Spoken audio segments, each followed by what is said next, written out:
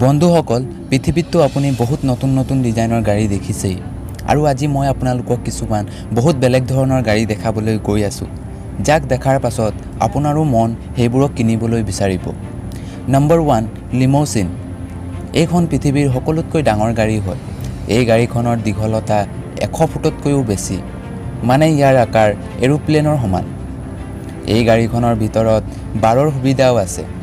ইয়াৰ উপৰিও এই গাড়ীখনৰ ওপৰত হেলিপেডো আছে আৰু নাও ৰখা ঠাইও আছে। এই গাড়ীখন হলিউড ষ্টাৰসকলৰ প্ৰথম পচন্দৰ হয়। এই গাড়ীখনৰ ব্যৱহাৰ বহুকেইখন হলিউড চিনেমাত কৰা হৈছে। নম্বৰ 2, বিগফুট কাৰ। যিটো গাড়ীখনৰ নামটোৰ পৰাই গম পোৱা যায় যে গাড়ীখন বহুত ডাঙৰ। এই গাড়ীখন বনাবলৈ বহু আধুনিক প্ৰযুক্তিৰ পদাৰ্থক ব্যৱহাৰ কৰা হৈছে।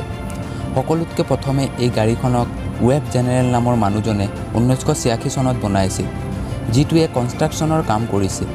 আচলতে এই গাড়ীখনৰ নাম বিগফুট 5 হয়, কিয়নো এই গাড়ীখনৰ 5 নম্বৰ ভাৰ্জন হয়।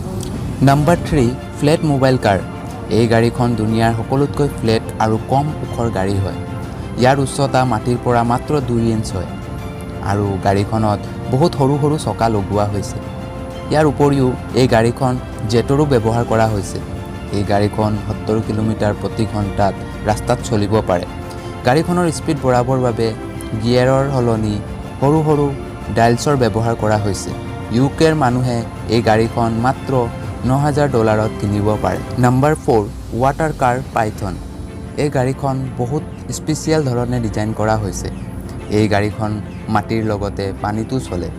মাটিত 80 কিলোমিটাৰ প্ৰতি ঘণ্টাৰ স্পীডত আৰু পানীত 45 কিলোমিটাৰ প্ৰতি ঘণ্টাৰ স্পীডত চলি থকা এই গাড়ীখন বহুত ধুনীয়া। এই গাড়ীখন ৱাটাৰ কাৰ কোম্পানীৰ ফালৰ পৰা ডিজাইন কৰা হৈছে। এই গাড়ীখনৰ দাম $200,000 হয়। Number 5, Peel P50। এই গাড়ীখন দেখিবলৈ বহুত আচৰিত ধৰণৰ। ইয়াৰ আকাৰো বহুত সৰু। P50 পৃথিৱীৰ সকলোতকৈ সৰু গাড়ী হয়। এই গাড়ীখন মাত্ৰ 164 চেণ্টিমিটাৰ দীঘল আৰু 99 চেণ্টিমিটাৰ বহল হয় আৰু এই গাড়ীখনৰ ওজন 60 কেজিতকৈও কম, মানে এই গাড়ীখনক হাতেৰে টানিও লৈ যাব পাৰি। বন্ধুসকল, আপুনি ইয়াৰ ভিতৰত কোনখন গাড়ী লোৱাৰ ইচ্ছা কৰিছে মোক তলত কমেণ্ট কৰি জনাব আৰু লগতে এনেকুৱা মনোৰঞ্জনে ভৰপূৰ থকা ভিডিঅ' চাবলৈ চেনেলটো ছাবস্ক্ৰাইব কৰি ল'ব।